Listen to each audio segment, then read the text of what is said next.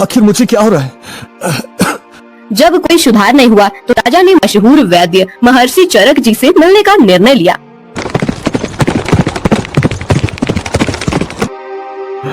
महर्षि जी, मैं बहुत बीमार हूँ। जब से मैंने नई शादी की है तब से मेरी तबीयत बिगड़ती जा रही है। महाराज, क्या आप बता सकते हैं कि वो औरत आपको कहाँ मिली थी?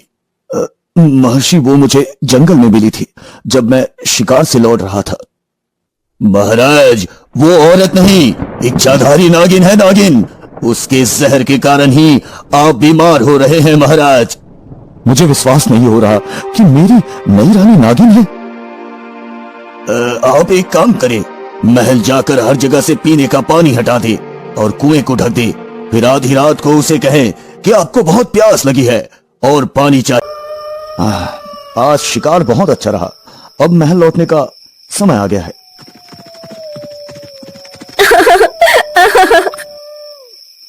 ये आवाज कहां से आ रही है? चलो देखते हैं।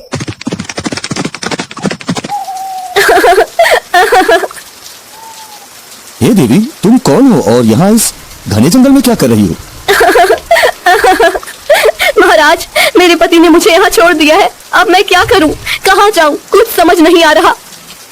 राजा ने देखा कि औरत बहुत खूबसूरत है। उसकी सुंदरता से मोहित होकर राजा ने उसे सहारा देने का निर्णय लिया। अगर तुम चाहो तो मुझसे शादी कर सकती हो और मेरे महल में मेरे साथ रह सकती हो। ठीक है महाराज, मुझे आपकी शरण स्वीकार है। औरत राजा की बात मानकर उनके साथ महल में चली गई।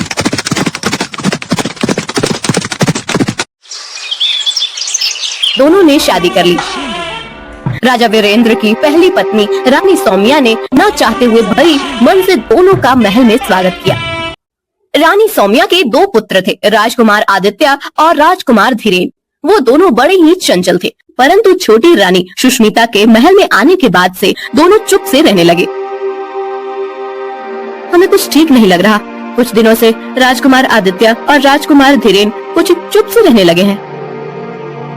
अरे बड़ी महारानी, आप व्यर्थ में चिंतित हो रही हैं। राजकुमार ठीक हो जाएंगे। हम वैद्यराज जी को अभी संदेश भिजवाते हैं। जी महाराज, आप कह रहे हैं तो हम मान लेते हैं।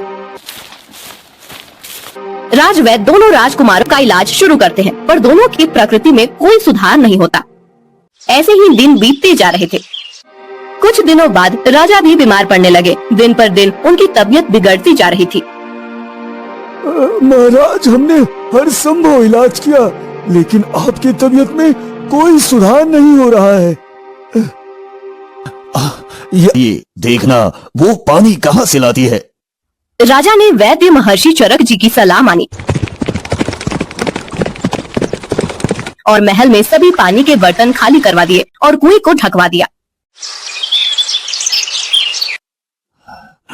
मुझे बहुत तेज प्यास लगी है, मुझे पानी दो।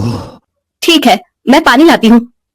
नई रानी बिस्तर पर लेटे लेटे ही एक गिलास हाथ में लेकर पानी ढूंढने लगी। उसने अपना हाथ बिस्तर से लंबा करके पूरे महल में पानी ढूंढा, लेकिन कहीं भी पानी नहीं मिला। फिर उसने अपना हाथ कुएं की तरफ बढ़ाया, लेकिन वहाँ भी पानी नहीं मिला। अंत में उसने अपना हाथ बहुत दूर नदी की तरफ बढ़ाया और वहाँ से पानी लेकर राजा को दे दिया। हाँ? ये औरत तो सचमुच नागिन है। बिस्तर से उठे बिना नदी से पानी ले आई। महर्षि जी, मुझे यकीन हो गया है कि वो औरत नहीं, नागिन है। मुझे उससे बचाइए महर्षि जी, मुझे उससे बचाइए। महाराज, आज आप अपनी पहली पत्नी रानी सौम्या से कहे कि चलो समुद्र देखने चलते हैं। जब आप ऐसा कहेंगे तो नई रानी भी साथ चलने का जिद करेगी। फिर आप उसे भी साथ लीजिए। आगे का काम मैं देख लूंगा। राजा ने महर्षि चरक जी की बात मानी और महल लौटकर अपनी पहली रानी सौम्या से कहा, रानी सौम्या, चलो समुद्र देखने चलते हैं। मुझे भी समुद्र देखना है। हाँ ठीक है भाई, तुम भी चलो। अगले दिन सब समुद्र के पास पहुँचे। महर्षि चरक जी भी साथ में आए। सब लोग नाव में सवार होकर समुद्र में घूमने लगे। थी उसका लक्ष्य था नागिन की शक्तिशाली आत्मा को मुक्त कर उसके माध्यम से अपनी शक्ति बढ़ाना। ओम नागिनाय स्वाहा। ओम नागिनाय स्वाहा। तेरी शक्ति को मैं बुलाता हूँ। ओ नागिन, इस संसार में वापस आ, वापस आ। समुद्र की लहरें बढ़ने लगी। पानी में से एक तीव्र नीली रोशनी उभरने लगी। वह पत्थर जिसमें नागिन की आत्मा बंद थी धीरे धीरे फूटने लगा। अचानक एक भयंकर गर्जना के साथ नागिन पत्थर के बाहर आ गई। मैं मुक्त हो गई। इस संसार ने मुझसे जो लिया, अब मैं उसे वापस लूंगी। मैं तुम्हारी शक्ति के साथ इस दुनिया पर राज करूंगा, राज। तांत्रिक की योजना थी कि वह नागिन की शक्ति का उपयोग कर पूरे राज्य को अपने नियंत्रण में ले। ये समुद्र बहुत गहरा है। आज तक कोई भी इसकी गहराई का पता नहीं लगा पाया। मैं समुद्र की गहराई का पता लगा सकती हूँ। अरे, जब बड़े बड़े तैराक और नाविक आज तक इसकी गहराई का पता नहीं लगा पाए, तो तुम कैसे लगा सकती हो? ठीक है, मैं समुद्र में कूदने जा रही हूँ। जब मैं तल तक पहुँच जाऊंगी तो अपना हाथ हिलाऊंगी, तब आप लोग समझ जाना कि समुद्र कितना गहरा है। अच्छा, ठीक है, करके दिखाओ। नई रानी समुद्र में कूद गई। उसके कूदते ही महर्षि चरक जी ने नाव को तट की तरफ भगाने का आदेश दिया। महाराज, जल्दी से नाव को तट की तरफ ले चलिए, जल्दी करिए महाराज। और एक किस्म की दवा पानी में फेंकने लगे। नागिन ने जब समुद्र तल तक पहुंचकर हाथ हिलाया तो वह महर्षि चरक जी की दवा से पत्थर बन गई और वहीं जम गई। महर्षि, आपने मेरी जान बचाई, इसके लिए मैं आपका हमेशा ऋणी रहूंगा महर्षि, हमेशा आभारी रहूंगा।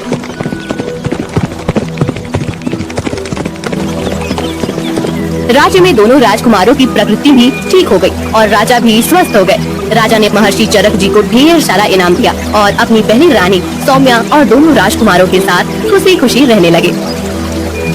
कहा जाता है कि वह नागिन आज भी समुद्र तल में अपना हाथ हिलाती रहती है। ओम नमः शिवाय, ओम नमः शिवाय, ओम नमः शिवाय। महल में इच्छाधारी के खात्मे के बाद हर कोई चैन की सांस ले रहा था, लेकिन महर्षि चरक जी के चेहरे पर चिंता की लकीरें गहरी होती जा रही थी। उनके मन में किसी अनहोनी का संकेत हो रहा था। महाराज, हमें ये सोचकर संतोष नहीं करना चाहिए कि वो इच्छाधारी नागिन को समुद्र में कैद करने से सब कुछ समाप्त हो गया। उसकी आत्मा इतनी सरलता से मिट नहीं सकती महाराज। क्या महर्षि, आप क्या कहना चाहते हैं कि वो नागिन अभी भी हमारे बीच हो सकती है? हाँ महाराज, मैंने ध्यान लगाया था और मुझे आभास हुआ है कि उसकी शक्ति अभी भी इस भूमि पर विद्यमान है। ओम नागिनाय स्वाहा, ओम नागिनाय स्वाहा, ओम नागिनाय स्वाहा, ओम नागिनाय स्वाहा। दूसरी ओर समुद्र के गहरे तल में जहाँ नागिन की आत्मा को महर्षि ने एक पत्थर में कैद कर दिया था, वहाँ एक दुष्ट तांत्रिक ने अपनी साधना शुरू। संभव नहीं है तांत्रिक। नागिन ने अपनी कुटिलता से तांत्रिक को धोखा दिया। वह उसे मारकर उसके सारे जादू पर कब्जा कर लेती है। अब नागिन पहले से भी शक्तिशाली हो चुकी थी। कोई भी मेरी शक्तियों को नियंत्रित नहीं कर सकता। अब मैं अपना बदला पूरा करूंगी और उस राजा वीरेंद्र को तबाह करूंगी जिसने मुझे कैद किया था। महल के बगीचे में एक दिन रानी सौम्या टहल रही थी। अचानक उन्हें ऐसा महसूस हुआ जैसे कोई उन्हें देख रहा है। एक अनजानी घबराहट उनके दिल में घर करने लगी। ये हवा इतनी तेज क्यों हो गई? कोई यहाँ है क्या? अचानक एक अदृश्य शक्ति रानी सौम्या पर हमला करती है। उनके गले पर एक ठंडी नागिन जैसी छाया महसूस होती है। वे घबराकर पीछे हटती हैं, लेकिन वह छाया धीरे धीरे गायब हो जाती है। सौम्या समझ जाती है कि यह कोई सामान्य घटना नहीं थी। एक रात जब पूरा महल गहरी नींद में था, नागिन ने अपना रूप धारण कर लिया। वह एक सर्पनी के रूप में ओम नमः शिवाय। हे देवों के देव महादेव, इस दुष्ट आत्मा को बांधो। नहीं, यह नहीं हो सकता। तुझे मेरे बच्चों से दूर रहना चाहिए था नागिन। अब तुझे अपने कर्मों का फल जरूर मिलेगा, जरूर मिलेगा तुझे अपने कर्मों का फल। नागिन अपने अंतिम प्रयास में महर्षि और राजा को मारने की कोशिश करती है, लेकिन महर्षि की दिव्य शक्ति के आगे उसकी एक नहीं चलती। मैं तुम्हें छोड़ूंगी नहीं, तुम सभी को मेरी तरह भुगतना पड़ेगा। तेरा अंत आ गया है, अब तुझे कोई नहीं बचा सकता, कोई भी नहीं। महर्षि चरक जी अपने मंत्र बल से नागिन को पूरी तरह से निष्क्रिय कर देते हैं। नागिन अपनी हार मान लेती है और विलाप करने लगती है। मैं तुम्हें छोड़ूंगी नहीं, तुम सभी को मेरी तरह भुगतना पड़ेगा। महर्षि चरक जी उसे फिर से एक पत्थर में बंद कर देते हैं। नागिन के पत्थर में बदलने के बाद राजा वीरेंद्र और रानी सौम्या अपने दोनों पुत्रों को गले कुमारों के कक्ष में प्रवेश करती है। अब मैं अपना बदला पूरा करूंगी। राजा वीरेंद्र के प्रिय पुत्र अब मेरी कैदी होंगे।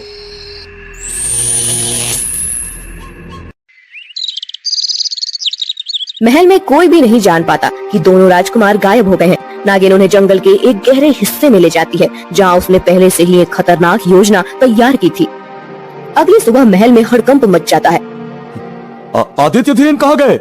पूरा महल छान मारो, ढूंढो उन्हें।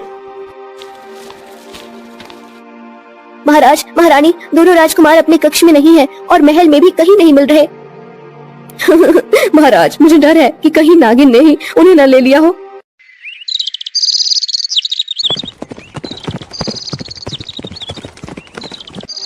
महाराज, हमें उनकी तुरंत खोज शुरू करनी चाहिए। ये नागिन की चाल हो सकती है महाराज। हाँ महर्षि, हमें उन्हें जल्द से जल्द खोज निकालना होगा।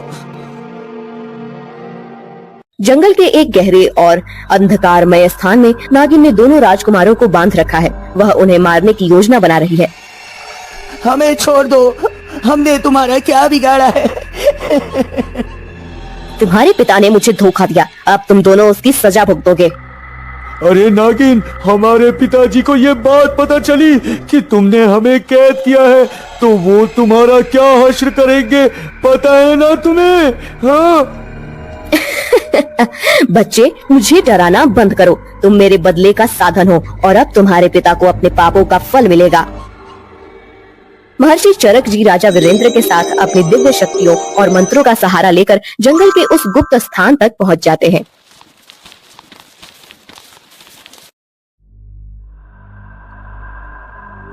ओम नमः शिवाय, ओम नमः शिवाय। राजा वीरेंद्र ने अपने दोनों पुत्रों की सुरक्षा के लिए एक बड़ा उत्सव आयोजित किया। महर्षि चरक जी को विशेष रूप से सम्मानित किया गया। आज हम सब महर्षि चरक के आभारी हैं। उनकी कृपा से हमारे राज्य की रक्षा हुई है। हाँ नहीं महाराज, ये सब ईश्वर की कृपा और आपकी आस्था का परिणाम है महाराज। अब हमें किसी भी भय का सामना नहीं करना पड़ेगा और हमारे बच्चे भी सुरक्षित हैं। सब आपकी कृपा से महर्षि जी, सदैव आपके ऋणी रहेंगे हम। इस प्रकार एक बार फिर से महल में शांति और खुशी लौट आई। लेकिन इस घटना ने सभी को यह सिखाया कि अच्छाई लगाते हैं। वे दोनों अब सुरक्षित हैं और उनकी आंखों में डर की जगह राहत है। पिताजी, हम बहुत डर गए थे पिताजी। अरे अरे धीरेन, अब सब ठीक है बेटा, अब तुम्हें कुछ नहीं होगा। ओम नमः शिवाय, ओम नमः शिवाय, ओम नमः शिवाय।